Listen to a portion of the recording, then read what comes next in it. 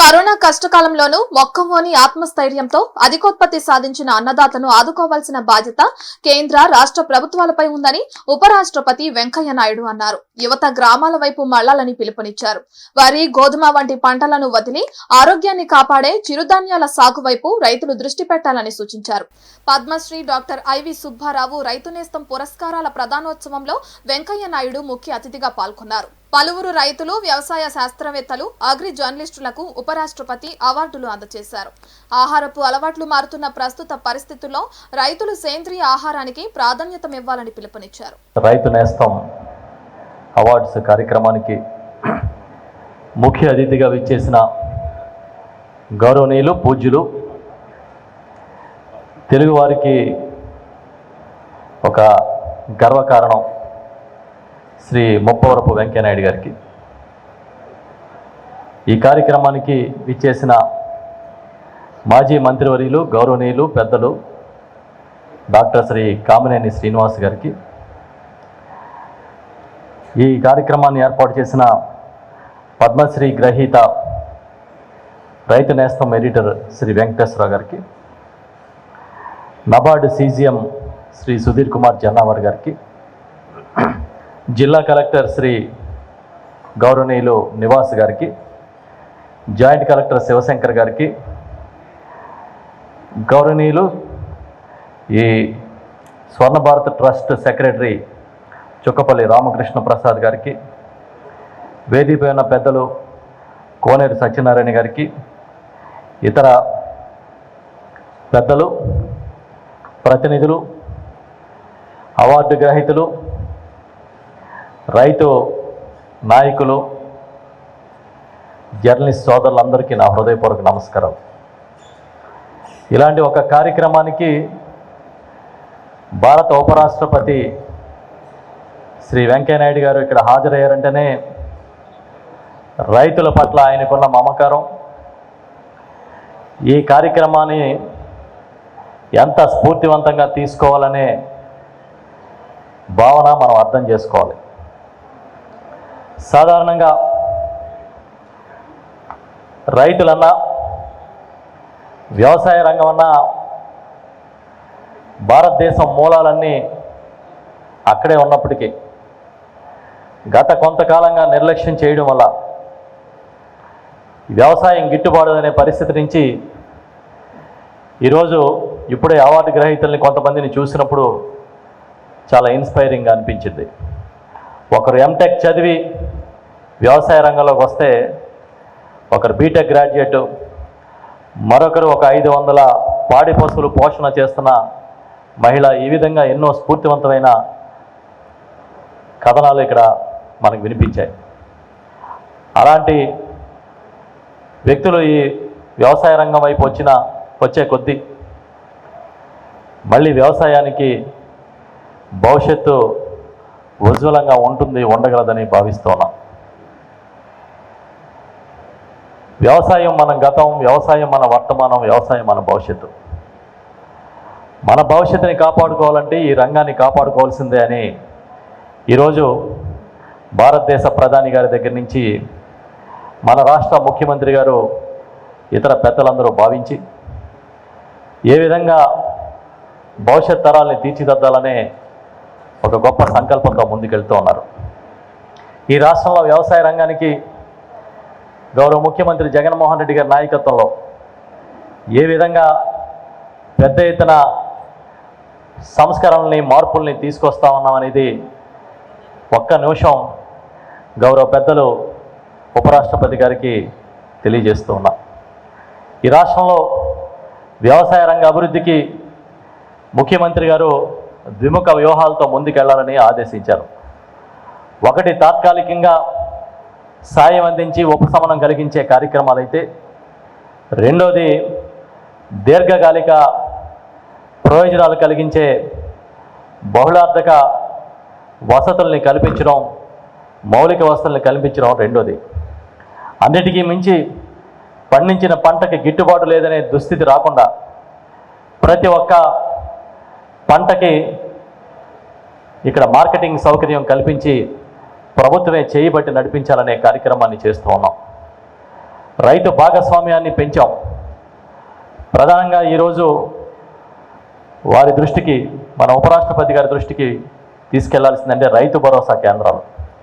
ప్రతి గ్రామంలోని రైతు భరోసా కేంద్రాన్ని ఏర్పాటు చేసి ఒక ప్రభుత్వ ఉద్యోగిని వ్యవసాయ సహాయకుడిగా, అదేవిధంగా ఉద్యాన సహాయకులు, ఫిషరీస్లోనే, యానిమల్ హస్బెండరీలో కానీ శాశ్వత ఉద్యోగులు నియమించడం జరిగింది. ఒక కియోస్క్ని ఏర్పాటు చేసి ఎక్కడైనా సరే ఒక రైతుకి ఆ గ్రామంలో విత్తనాలు కానీ, ఎరువులు కానీ, పురుగు మందులు కానీ కావాలంటే నాణ్యమైన విత్తనాలు, ఎరువులు, పురుగు మందులు అందించడానికి అక్కడే కియోస్క్లో ఆర్డర్ ఇస్తే ఆర్బీకే దగ్గర డెలివరీ ఇచ్చే కార్యక్రమాన్ని తీసుకొచ్చాం. విజ్ఞాన కేంద్రాలుగా ఆర్బీకేల్ని తీర్చిదిద్దాం. డిజిటల్ లైబ్రరీస్ని ఏర్పాటు చేశాం. నిరంతరం శిక్షణా కార్యక్రమాలు జరుగుతూ ఉన్నాయి. ప్రతి ఒక్క ఆర్బీకేని కొనుగోలు కేంద్రాలుగా ఏర్పాటు చేసి మార్కెట్ యార్డుకి సరుకు తీసుకొస్తే కానీ కొనమనే పరిస్థితిని తీసి, నేను ఈ పంటను పండిస్తున్నానంటే నేరుగా ఆర్బీకేకి వెళ్ళి అక్కడ రిజిస్ట్రేషన్ చేసుకుంటే వాటిని ఎంఎస్పీకి విక్రయించే బాధ్యత ఈ ప్రభుత్వం తీసుకుంటాం. అదే కాకుండా ప్రతి గ్రామంలోని మొదలుకొని 4 అంచెల్లో రైతులతోనే, రైతుల భాగస్వామితో వ్యవసాయ సలహా మండలిని ఏర్పాటు చేశాం. రైతు భరోసా కేంద్రంలో అంటే గ్రామ స్థాయిలోనూ, అదేవిధంగా మండల, జిల్లా స్థాయిలోనూ, రాష్ట్ర స్థాయిలోనూ కూడా వ్యవసాయ సలహా మండలిని ఏర్పాటు చేసి ప్రతి నెల క్రమం తప్పకుండా సమావేశాలు ఏర్పాటు చేసి వారి ఫీడ్బ్యాక్ తీసుకుని విధాన రూపకల్పనలో దాన్నే ప్రధాన ఎజెండాగా తీసుకుంటున్న విషయాన్ని కూడా ఈ సందర్భంగా చెప్తూ ఉన్నా. ఈ విధంగా రైతు భాగస్వామ్యంతో వారికి ఏం కావాలి, ఏది అత్యవసరం అనే దాన్ని గుర్తించే కార్యక్రమాన్ని చేస్తూ ఉన్నాం. అభ్యుదయ రైతుల్ని, సీనియర్ రైతుల్ని వాటికి చైర్మన్లుగా నియమించడం జరిగింది. వ్యవసాయ కమిషన్ని రాష్ట్రంలో ఏర్పాటు చేసి ముఖ్యమంత్రి గారు చైర్మన్గాను, మరొక సీనియర్ వ్యవసాయ ఉద్యమకారుడిగా ఉన్న నాగిరెడ్డి గారిని వైస్ చైర్మన్గాను నియమించడం జరిగింది. ఈ విధంగా రైతు భాగస్వామ్యాన్ని పెద్ద ఎత్తున పెంచాం. అదేవిధంగా ఈరోజు రైతు నేస్తం ఫౌండేషన్ చేస్తున్న సేవలు అంటే ప్రధానంగా ప్రకృతి వ్యవసాయానికి సంబంధించి ఆర్గానిక్ వ్యవసాయాన్ని ప్రోత్సహించాలని వీరు చేస్తున్న సేవల్ని తప్పకుండా ఈ సందర్భంగా అభినందిస్తూ, ఈ రాష్ట్రంలో ఒక అత్యుత్తమ ఆర్గానిక్ పాలసీ తీసుకురావాలని గౌరవ ముఖ్యమంత్రి జగన్మోహన్ రెడ్డి గారు ఆదేశించారు. దీనికోసం ఇప్పటికే వివిధ వర్గాలతోనూ, శాస్త్రజ్ఞులతోనూ, నిపుణులతోనూ, రైతులతోనూ మాట్లాడి దాన్ని సిద్ధం చేస్తూ ఉన్నాం. కేవలం ప్రకృతి వ్యవసాయం అంటే ఎరువులు, ఈ పురుగు మందులు లేని సాగు చేయడమే కాకుండా ఇవాళ గుంటూరు లాంటి జిల్లాల్లో దేశంలోనే అత్యధికంగా పురుగు మందులు వినియోగిస్తున్న పరిస్థితి ఉంది. వాటన్నింటినీ తగ్గించడం కోసం కూడా ఒక టార్గెట్ ఓరియంటెడ్గా మేము ముందుకెళ్తున్నామని ఈ సందర్భంగా తెలియజేస్తూ ఉన్నాం. ఇదే కాదు, వైఎస్ఆర్ రైతు భరోసా, పిఎం కిసాన్ మొదలుకొని వైఎస్ఆర్ ఉచిత పంటల బీమా వరకు ఎన్నో కార్యక్రమాలని దిగ్విజయంగా అమలు చేస్తూ ఉన్నాం. వేల కోట్ల రూపాయలు డీబీటీ కింద నేరుగా రైతుల అకౌంట్లో వేస్తూ ఉన్నాం. ప్రధానంగా ఈరోజు మీరు చూసినప్పుడు ఈ బీమా, ఉచిత పంటల బీమా అనేది ఈ క్రాప్ ఆధారంగా చేస్తున్నాం. ఈ రాష్ట్రంలో ఎక్కడ ఏ రైతు ఏ పంట పండించాడనేది ఖచ్చితంగా మ్యాపింగ్ చేసే విధంగా ఈ క్రాప్ విధానం తీసుకొచ్చాం. కౌలు రైతుల కోసం ప్రత్యేకమైన విధానాలు రూపొందించాం. ఈ విధంగా అన్ని వర్గాల్ని చాలా పటిష్టంగా ముందుకు తీసుకెళ్తూ వ్యవసాయాన్ని భవిష్యత్ తరాలకి ఒక మేలైన జీవన విధానంగా అందించే కార్యక్రమాలను చేస్తూ ఉన్నామని పెద్దలు ఉపరాష్ట్రపతి గారి సమక్షంలో మీకు తెలియజేస్తూ ఉన్నాను. తప్పకుండా మీ అందరి సహకారంతో ఇలాంటి స్వచ్ఛంద సంస్థలు, నిపుణులు నిరంతరం వ్యవసాయం బాగుండాలి, రైతు బాగుండాలని కలలుగానే మీ అందరి సహకారంతో రాష్ట్రంలో మరింత ముందుకు తీసుకెళ్తామని చెబుతూ, ఎప్పుడైనా సమయం ఉన్నప్పుడు నేను రాష్ట్ర ప్రభుత్వం తరఫున ఆహ్వానిస్తున్నాను గౌరవనీయులు పెద్దల ఉపరాష్ట్రపతి శ్రీ వెంకయ్యనాయుడు గారిని ఒక్కసారి ఒక రైతు భరోసా కేంద్రాన్ని మీరు సందర్శించే అవకాశం ఉంటే భవిష్యత్తులో చూడమని చెప్పి నేను రిక్వెస్ట్ చేస్తూ ఉన్నాను. మీ అందరి సహకారంతో పెద్దలు వెంకయ్యనాయుడు గారు లాంటి మహోన్నత వ్యక్తుల ఆశీస్సులతో ఇంకా ముందుకు వెళ్తాము, రైతు సంక్షేమం కోసం పనిచేస్తామని తెలియజేస్తూ, ఇవాళ ఒక వ్యవసాయ మంత్రిగా నాకు ఈ అవకాశం దక్కిందంటే అది ఒక అదృష్టంగా, రైతాంగానికి సేవ చేసే ఒక గొప్ప భాగ్యంగా భావిస్తూ నిరంతరం మీతో కలిసి పనిచేస్తానని తెలియజేస్తూ సెలవు తీసుకుంటాను. వారు అందరూ ఈ కార్యక్రమంలో పాల్గొంటున్నారు. మిమ్మల్ని అందరూ చూసి నాకు మనసులో ఎంతో సంతోషంగా ఉందని చెప్పి మనవి చేస్తున్నాను. అందరికీ నా నమస్కారాలు. రైతు నేస్తం పురస్కార ప్రధానోత్సవ కార్యక్రమం ద్వారా ఈరోజు ఎంతోమంది రైతులను, వ్యవసాయ రంగ ప్రముఖులను కలుసుకోవడం చాలా సంతోషం. ముఖ్యంగా కరోనా మహమ్మారి ముప్పిరిగొన్న నేపథ్యంలో ముందు వరుస పోరాట యోధులతో సమానంగా ఆహార ధాన్యాల ఉత్పత్తిలో రైతులు చేసిన కృషి మర్చిపోలేనిది. ఈ సంక్షోభం సందర్భంగా అన్ని రంగాలు కొంత అతలాకుతలమైనవి. వ్యవసాయ రంగం కూడా చాలా ఆటుపోట్లకు గురైంది. అయినప్పటికీ మొక్కవోని దీక్షతో వ్యవసాయ ఉత్పత్తిని గతంలో కన్నా పెంచిన వాళ్ళు రైతులు. అందుకే వాళ్ళందరికీ నేను దేశం తరఫున జయజేలు పలుకుతూ ఉన్నాను.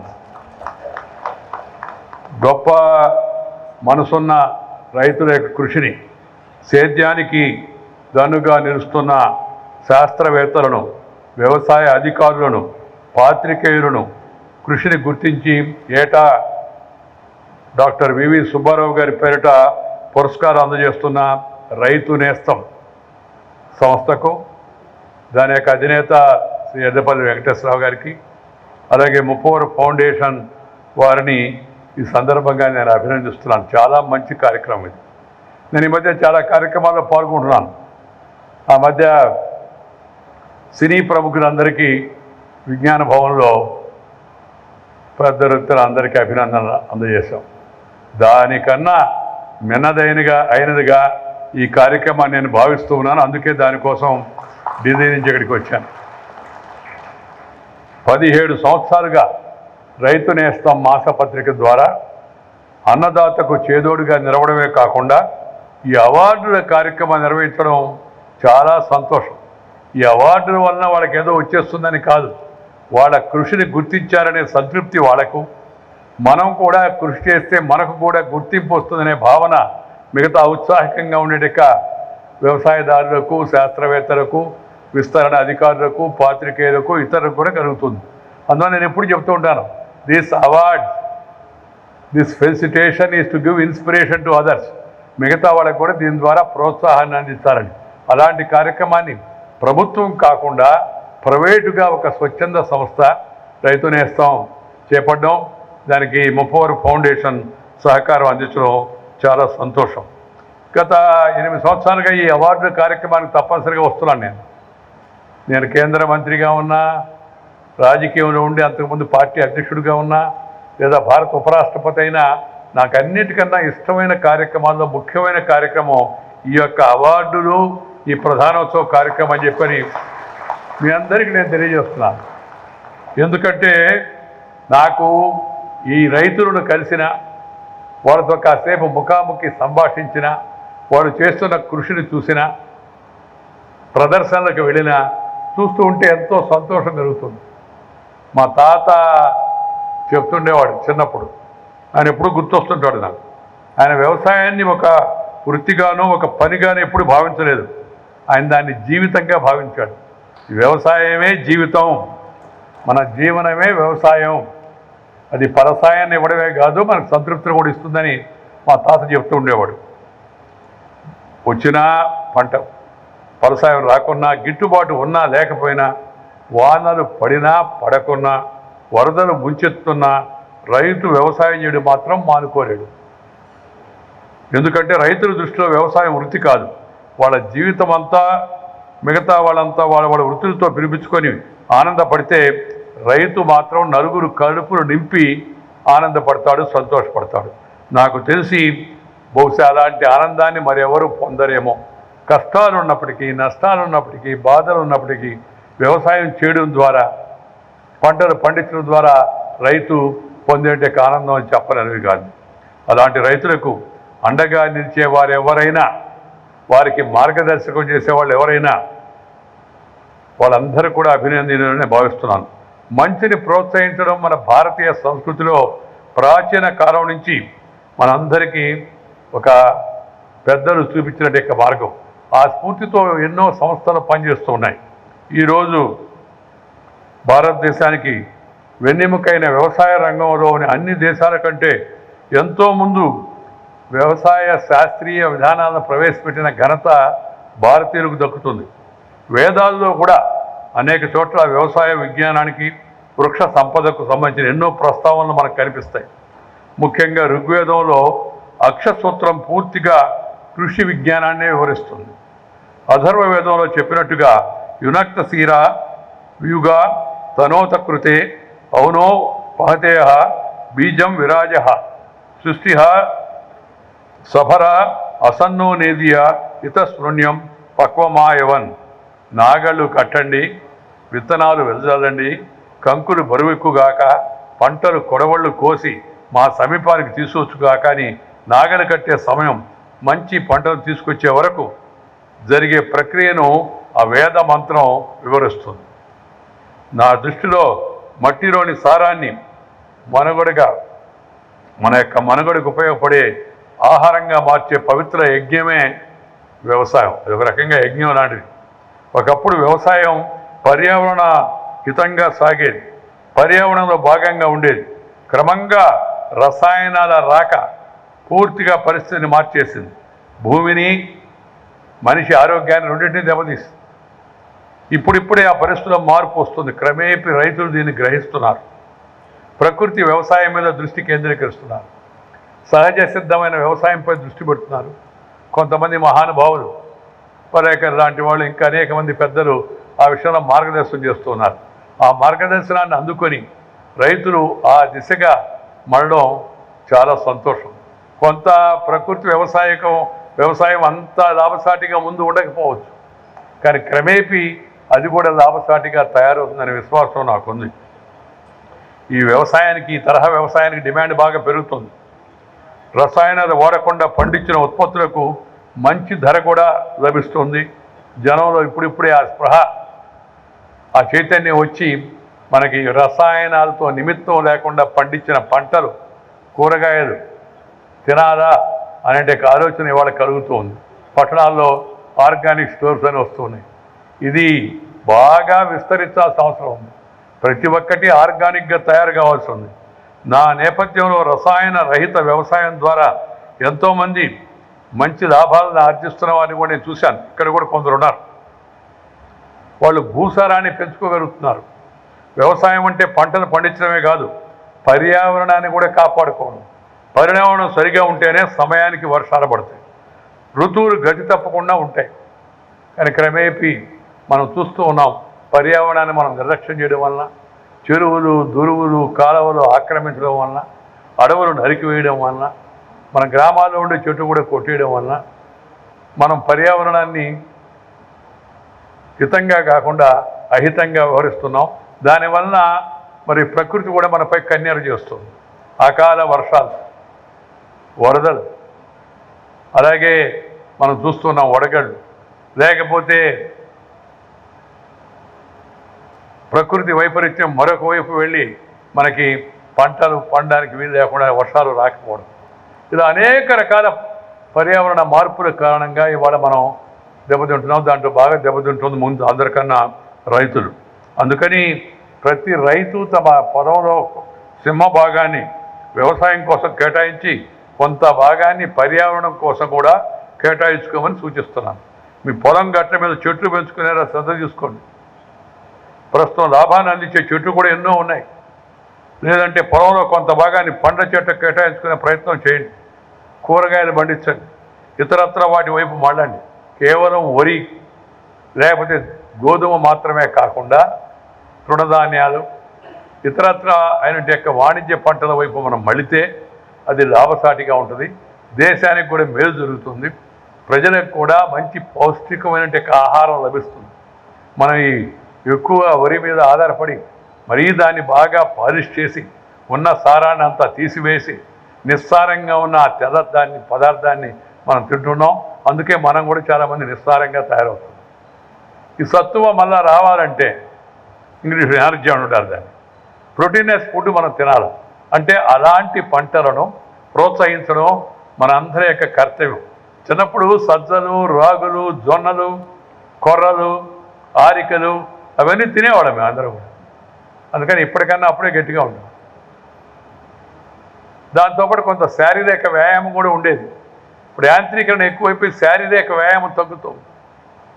దానివల్ల జరుగుతున్న అనర్థాలు కూడా మనం చూస్తూ ఉన్నాం.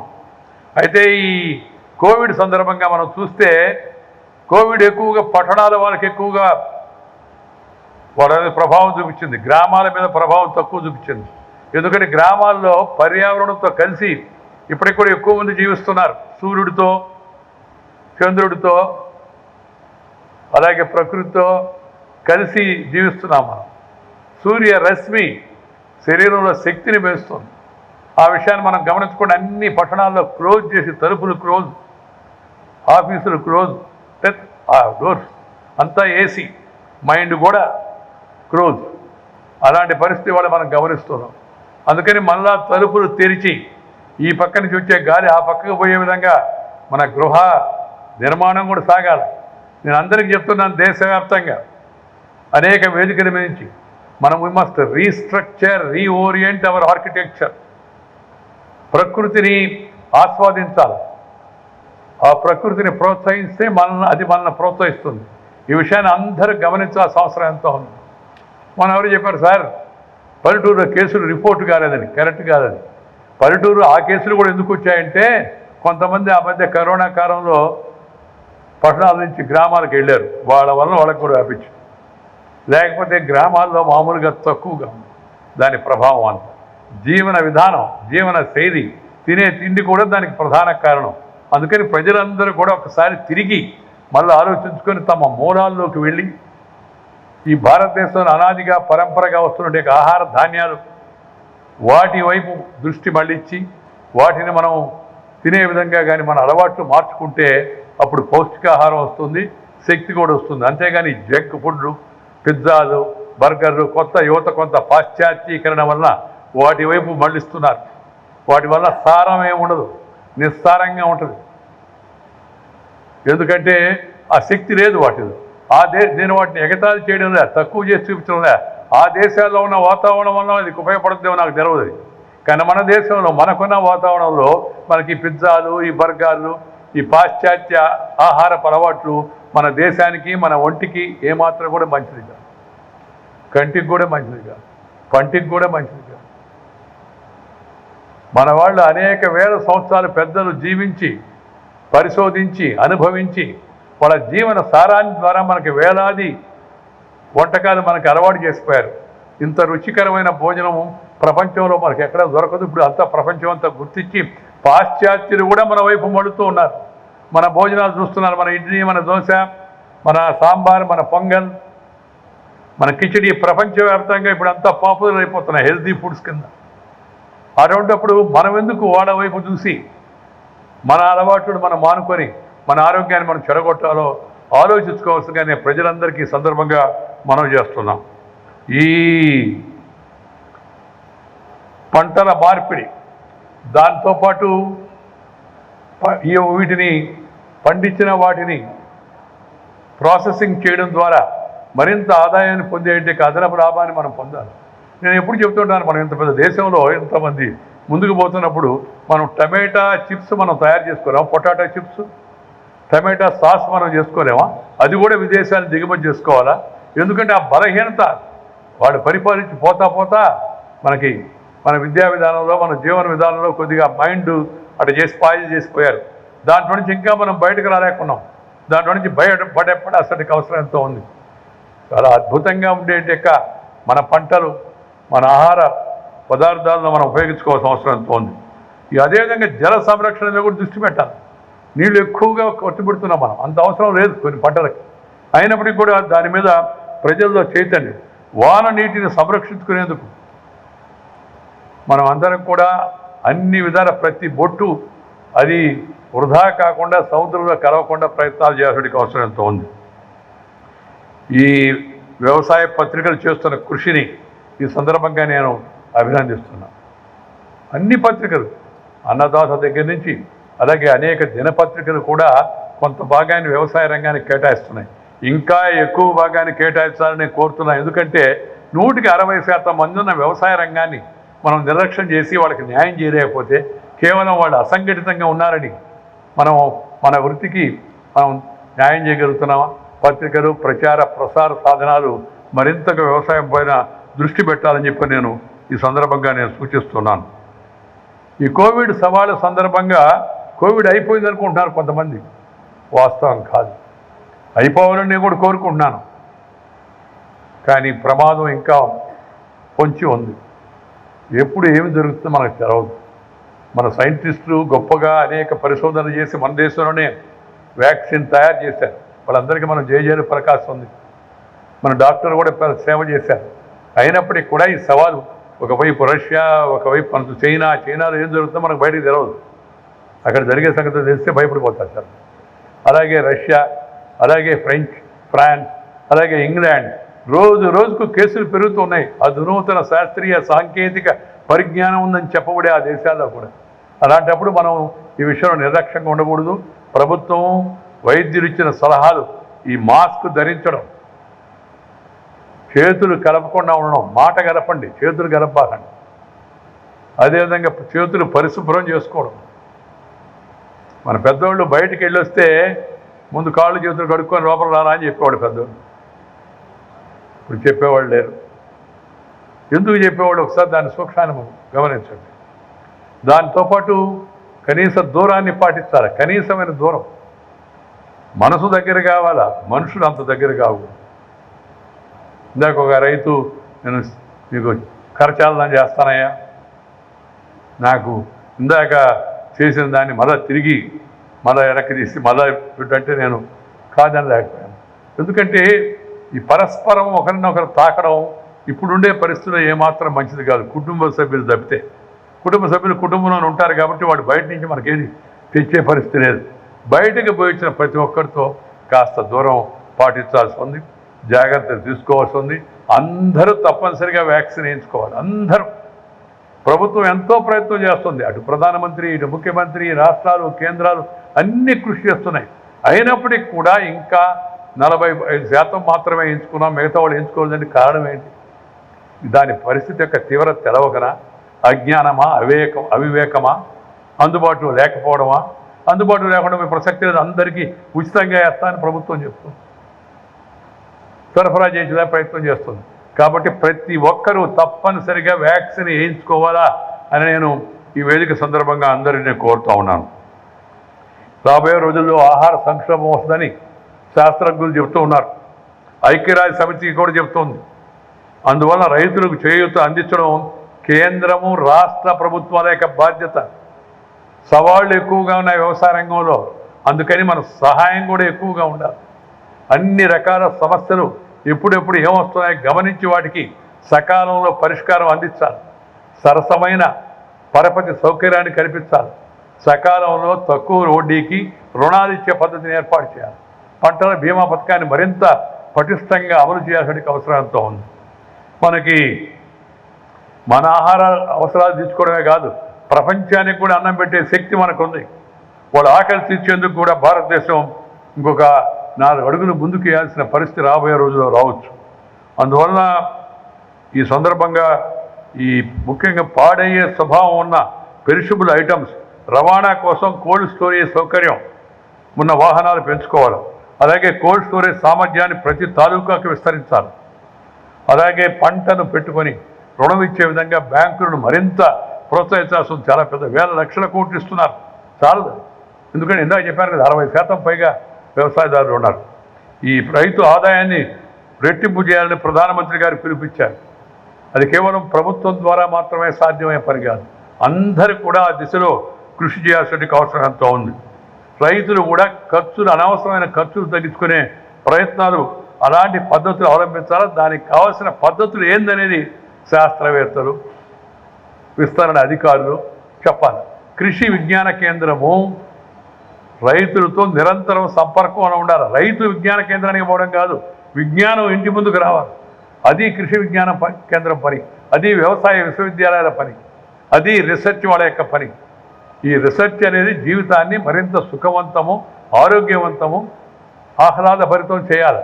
అప్పుడే రీసెర్చ్కి, శాస్త్రీయ సాంకేతిక పరిజ్ఞానానికి అర్థం ఉంటుందని సందర్భంగా నేను మనం చేస్తున్నాం. ఈ పామాయిల్ పంట చూస్తున్నాము, పండుతుంది. ఇప్పుడు బాగా రేటు ఉందని అందరూ ఎక్కువ వేస్తే పామాయిల్ పంట పెడతాం. మిర్చి రేటు బాగుంది, అందరు మిర్చి వేస్తే మిర్చి రేటు బాగుంది.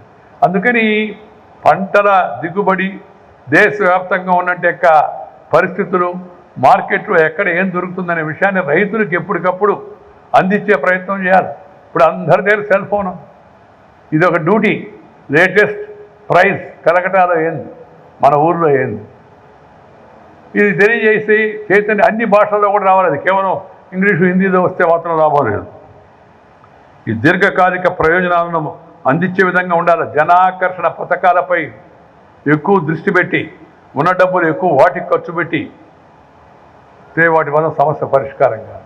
రైతుకు కావాల్సిన నా లెక్కలో ఉచిత కరెంటు కాదు. నేను పదే చెప్తున్నా. కొందరు చెప్తున్నారు సార్ బాధపడతారు. వాళ్ళు బాధపడినా నేను బాధపడను. ఎందుకంటే రైతుకి, నాకు తెలిసి, నేను కూడా రైతు బిడ్డనే, రైతుకు కావాల్సింది 12 గంటలు నిరాటంకమైన కరెంటు, 10 గంటల కరెంటు రైతుకు కావాల్సింది. ఉచిత కరెంటు కాదు. ఫ్రీ కరెంట్ అంటే ముందు low current. Free power means low power, then no power. No power is free power only. కరెంటే రాకపోతే ఇంక బిల్ ఏముంది, రేటు పెరిగేదేముంది. అందువల్ల మంచి నాణ్యమైన క్వాలిటీ పవర్ సప్లై చేయాలా. అది 10 నుంచి 12 గంటల పాటు నిరాటంకంగా ఇవ్వాలా. నీటిపారుదల సౌకర్యాన్ని పెంచాలా. గ్రామీణ ప్రాంతాలకు రహదారులు మరింత పటిష్టం చేయాలా. ఈ గ్రామీణ ప్రాంతాలకు రహదారులు ఎంత ముఖ్యమో నేను గ్రామీణాభివృద్ధి మంత్రిగా ఉన్నప్పుడు గమనించాను. ప్రధానమంత్రి గ్రామీణ సడక్ యోజన. అదొకటే కాదు, అనేక కార్యక్రమాలు చేపట్టారు, ఇంకా చేపట్టారు. ప్రతి రైతు, ప్రతి వ్యవసాయదారుడు తమ వ్యవసాయ ఉత్పత్తులను పట్టణాలకు తీసుకెళ్ళి అమ్ముకునేందుకు, లేదా పట్టణ వాసులు వచ్చి పల్లెకి వచ్చి కొనుక్కునేందుకు కావలసిన రవాణా సౌకర్యాన్ని అందించాల్సిన కర్తవ్యం ప్రభుత్వాలపై ఉంది. అది నిజమైన రైతు అనుకూలమైనటువంటి చర్య. గ్రామీణ గోదాముల నిర్మాణం, అది నిజమైన రైతు యొక్క అనుకూలమైన చర్య. కోల్డ్ స్టోరేజ్, రెఫ్రిజిరేటరీ వ్యాన్స్, వాటిని ఏర్పాటు చేయడం, అది రైతుకు నిజంగా. అలాగే వడ్డీ రేట్లు తగ్గాయి, ఇంకా పరపతి రేట్లు బాగా తగ్గించే ప్రయత్నం చేయాలి. వీటిపైన ఎక్కువ దృష్టి పెట్టి ప్రభుత్వాలు తమ బడ్జెట్ని ఎక్కువగా వాటిపైన కేటాయించాలనేది నా నిశ్చితమైన అభిప్రాయం. నా 50 సంవత్సరాల ప్రజా జీవితంలో నేను గమనించింది, ఈ ఉచితాల వలన, తాత్కాలిక జనాకర్షణ పథకాల వలన ప్రజలకు పెద్దగా మేలు జరగదు. ఇబ్బందిగా ఉన్నవాడికి ఆహారం పెట్టాలా, ఉచితంగా బియ్యం ఇవ్వాలా, ఉచితంగా మిగతా కూడా కనిపించాలి, దాంట్లో అనుమానం లేదు. కానీ ఈ దేశంలో అందరూ పేదవాళ్ళేనా? రేషన్ కార్డులు ఉన్నవాళ్ళందరూ మనం అందరం ఒకసారి గమనించుకోవాల్సి ఉంది. గట్టి నిర్ణయాలు తీసుకొని కష్టాల్లో ఉన్న వాళ్ళని ఆదుకోవాలా, తాత్కాలికంగా వాళ్ళకి అందించాలా, ఆహార్యం తీర్చాలా, దీర్ఘకాలికంగా వాళ్ళకి చేయూతనిచ్చే విధంగా పథకాలు చేపట్టాలా. ఒక ఇంగ్లీష్లో సామెత ఉంది, చేపను పట్టేది నేర్పించు, చేపను వాడికి ఇవ్వద్దు, ఎందుకంటే మధ్యాహ్నం మట్ట కొడిసిస్తే సాయంత్రం కొరమేను కావాలంటాడు. ఉచితంగా ఇస్తున్నావు ఏమైంది? కానీ పట్టడం నేర్పిస్తే శుభ్రంగా పట్టుకుంటాడు ఏ చేపనైనా అని పెద్దవాళ్ళు అనుభవంతో చెప్పారు. ఇంకా ఇంగ్లీష్లో కూడా వాళ్ళు సామెత పెట్టున్నారు. సో మనం వాళ్ళకి కావాల్సింది రైతుకి ఉపయోగపడే విధంగా ఈ ప్రయత్నం చేయాలా. పాడి పరిశ్రమను మరింత ప్రోత్సహించాలా. అనుబంధ పరిశ్రమలు, పాడి పరిశ్రమ, కోళ్ల పెంపకం, ఇవి ఎంతో లాభాన్ని కలిగిస్తున్నాయి. ఆ మధ్య మన యొక్క మేనేజ్ అనే సంస్థ అధ్యయనం చేసి 3,500 మంది ఆత్మహత్య చేసుకున్న కుటుంబాలను స్టడీ చేస్తే కొంతకాలం కిందట వాళ్ళు వచ్చిన నిష్కర్ష ఏంటంటే, వ్యవసాయంతో పాటు పాడి పరిశ్రమ ఉన్నవాడు, బ్యాక్ యార్డ్ పౌల్ట్రీ ఉన్నవాడు ఎవడో ఆత్మహత్య చేసుకోవాలని చెప్పారు. అంటే చేదోడు వాదోడుగా ఉపయోగపడుతున్నాయి. వాటిని, ఆ రంగాలను మరింతగా ప్రోత్సహించాల్సిన అవసరం ఎంతో ఉంది. దేశవ్యాప్తంగా స్వేచ్ఛ మార్కెట్ ఉండాలి. ఎక్కడికైనా పంటను తీసుకెళ్ళి అమ్ముకునే దానికి అవకాశం లేదు. మనమేంది వాళ్ళకి నిర్బంధం పెట్టి ఇక్కడే అమ్మాలని చెప్పడం? ప్రభుత్వమో చేయూత అందించాలా, ప్రైవేటు వాళ్ళ దగ్గర నుంచి కూడా కొనుక్కోవడానికి కూడా ఏర్పాటు చేయాల్సిన అవసరం ఎంతో ఉంది. అలాగే ఈ గ్రామీణ యువతకు మరిన్ని అవకాశాలు కల్పించాలి. ఇందాక మంత్రి కన్నబాబు చెప్పినట్టుగా నేను కూడా గమనిస్తున్నాను, దేశవ్యాప్తంగా చాలామంది అగ్రికల్చర్ ఎంఎస్ చదివిన వాళ్ళు, బీటెక్ చదివిన వాళ్ళు, ఎంటెక్ చదివిన వాళ్ళు చాలామంది వ్యవసాయం వైపు దారిపడుతున్నారు. చాలా శుభ పరిణామం. మరింతగా దానిపైన దృష్టి పెట్టుకోవాలి. అలాంటి యువకులను మనం ప్రోత్సహించాలి. వాళ్ళందరినీ అభినందిస్తున్నాను నేను ఇవాళ ఈ రంగంలో సాధించిన కృషికి. అందువల్ల మన యొక్క ఆలోచన ధోరణిలో కూడా మార్పు రావాలి. నా బిడ్డ మాత్రం ఏమైనా సరే రైతు కాకూడదు అట్లా అనుకోకూడదు. చదువుకున్న వాళ్ళందరికీ ఉద్యోగాలు వస్తాయి. ఏ ప్రభుత్వాన్ని ఇస్తుందా? ఇస్తానని చెప్పినా అది సాధ్యం అవుతుందా? మనకు తెలుసు. ఉద్యోగం చేసి ఉండేది సేవ కోసం కదా. ఆ సేవా కార్యక్రమాలు పరిమితమైనప్పుడు నువ్వు అందరూ ఉద్యోగాలు ఇస్తే ఇక మిగతా చేయించుకునేది ఎవరు? సాధ్యం కూడా కాదు, జరిగే పని కూడా కాదు. కానీ మామూలుగా మనం అందుకని ఆలోచనలో కూడా మనం మార్పు తీసుకురావాల్సిన అవసరం ఎంతో ఉంది. ఈ వ్యవసాయం కూడా సాంకేతిక బాట పట్టాలి. కొంత ఈ సాంకేతిక అందిపుచ్చుకోవాలంటే ముఖ్యంగా చదువుకున్న యువత వ్యవసాయం వైపు మళ్ళాలి. గ్రామాలకు మరలండి, బ్యాక్ టు విలేజెస్ అని గాంధీ గారు అప్పుడే పిలిపించాడు. ఇప్పుడు మళ్ళీ అది ఇంకా మోర్ రిలవెంట్గా తయారైపోయింది. నేను కూడా ఎక్కడికి పోయినా అదే చెప్తూ ఉంటాను. ఈ మొబైల్ యాప్స్ అనువర్తనాల రూపంలో వ్యవసాయానికి సంబంధించిన సమాచారం మనకు అందుబాటులో ఉంది. దాన్ని మరింత విస్తారంగా భారతీయ భాషలన్నింటిలో కూడా ఈ సమాచారాన్ని మన యువత ముఖ్యంగా చొరవ తీసుకొని దాన్ని అందించే ప్రయత్నం చేయాలి. ఈ వ్యవసాయ రంగంలో సాంకేతిక అభివృద్ధి కోసం, వాణిజ్య మౌలిక సౌకర్యాల కల్పన కోసం ఈ రంగాన్ని ఆధునీకరించే ప్రైవేటు రంగాల పెట్టుబడి కూడా మరింత ముందుకు రావాలి. ప్రైవేటు రంగం కూడా ప్రభుత్వం తన కర్తవ్యం తాను చేయాలి. ప్రధాన భూమిక ప్రభుత్వందే, కానీ ప్రభుత్వ రంగంతో పాటు ప్రైవేటు రంగం కూడా దానికి సిద్ధంగా కావాలి. ఈ పంటను ఎక్కడైనా అమ్ముకునే స్వేచ్ఛ వాణిజ్యానికి ఆస్కారం ఉన్న పరిస్థితుల్లో వ్యవసాయ రంగానికి మంచి భవిష్యత్తు ఉంది. పట్టభద్రులైన యువకులు రైతులుగా మారి నేను ఎంఏ, నేను బీటెక్, నేను ఎంటెక్, ఫార్మర్ అని రాసుకొని గౌరవంగా బయట బోర్డు తగిలించుకునే పరిస్థితి రావాల్సిన అవసరం ఎంతో ఉందని మీ అందరికీ కూడా మనం చేస్తున్నాం. దీనిపైన మరింత చర్చ జరగాల్సి ఉంది. దేశవ్యాప్తంగా శాస్త్రవేత్తలు, అధికారులు, మీడియా చొరవ తీసుకొని ముందుకు రావాలా. ఈ రైతుల కోసం చేసే మనం కార్యక్రమాలు కేవలం రైతుల కోసం కాదు, దేశం కోసం. ఈ విషయాన్ని అందరూ గుర్తుపెట్టుకోవాలి. భవిష్యత్తు వారికి మంచి ఆరోగ్యకరమైన ఆహారం అందించడం కోసం మనం చేపడుతున్న కార్యక్రమాలు. స్వర్ణ భారత్ ట్రస్ట్ కూడా గ్రామీణ ప్రాంతాల యొక్క ప్రజల సేవలో 20 ఏళ్ళు పూర్తి చేసుకుంటుంది. రేపు 14వ తారీఖు 20 ఏళ్ళు పూర్తవుతున్న సందర్భంగా భారత గృహ మంత్రి శ్రీ అమిత్ షా గారు స్వర్ణ భారత్ కేంద్రాన్ని సందర్శిస్తున్నారు. దేశవ్యాప్తంగా దానికి ఒకవేళ వాళ్ళ ఒక గుర్తింపు వస్తుంది. ఆ సేవా కార్యక్రమానికి సహకారం అందించవలసిందిగా మిమ్మల్ని అందరినీ నేను మనవి చేస్తున్నా. ఈరోజు ఆవిష్కరించిన మిద్దె తోట ఆరోగ్యదాత పుస్తక రచయిత్రి శ్రీమతి శాంతి ధీరజ్ గారిని, grass general of southern India పుస్తక రచయిత doctor Nagaraj, doctor Prasad, doctor Prasanna గారులను, లాభదాయకంగా నాటుకోళ్ల పెంపక పుస్తక రచయిత డాక్టర్ రమేష్ గారిని ప్రత్యేకంగా అభినందిస్తున్నాను. ఇప్పుడు మళ్ళా జనం కొద్దిగా నాటుకోళ్ల వైపు మరుతున్నారు. నాటుకోడి పులుసు, రాగి సంగటి, నాటుకోడి పులుసు తింటే దాని రుచి చెప్పనరివి కానీ చిన్నవాడికే తెలుస్తుంది. అది మీరు చాలామంది తింటున్నట్టు లేదు, అంత ఉత్సాహంగా లేరు. నాటుకోడి పులుసు దాన్ని ఆ రాగి సంగటితో కలిపి తింటే ఈ మిగతా ఏం 65లు 75లు అవి ఏం పనిచేయవు. మంచూరియాలు, బల్గేరియాలు, రుమేనియాలు అవి కూడా దాని ముందు, చికెన్ మంచూరియా ఏం దాని ముందుకు కూడా రావు. ఇది మనం బాగా మళ్ళా తిరిగి జనంలోకి తీసుకెళ్తే జనం దాన్ని తప్పనిసరిగా ఒకసారి ఆస్వాదిస్తే కొత్త తరం మన నాటుకోడలు వదిలిపెట్టరు. ఈ వ్యవసాయ రంగంలో నూతన మార్పుల కోసం, మరింత ప్రగతి కోసం కృషి చేసే వారందరినీ, ఇక్కడ ఉన్నవారిని, ఇక్కడ రాలేకపోయిన వాళ్ళందరినీ పేరు పడిన ఈ సందర్భంగా అభినందిస్తూ మరొకసారి ఇంతమంది రైతులతో నిండిన ఈ స్వర్ణ భారత ప్రాంగణాన్ని ఈ సాయంత్రం సంధ్యా సమయంలో చూడడం, మిమ్మల్ని అందరినీ కలవడం చాలా సంతోషంగా ఉందని చెప్పి మీ అందరికీ మనవి చేస్తూ మీ దగ్గర సెలవు తీసుకుని నమస్కారం.